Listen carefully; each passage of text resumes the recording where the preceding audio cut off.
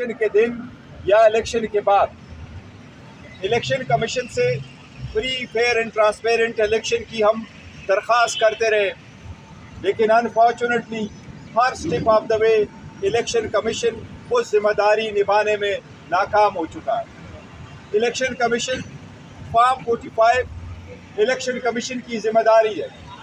Returning افسران، district returning افسران election commission نے لگوائے، یہ ان کی ذمہ داری تھی کہ اس کے مطابق رزلٹ بنتا۔ اب چونکہ ہم مطالبہ کرتے ہیں کہ اس کے مطابق فارم 45 کے مطابق نتیجہ حاصل ہو، لیکن موجودہ چیف الیکشن کمشنر کے سائے تلے یہ آزادانہ طریقے سے نہیں ہو سکتا۔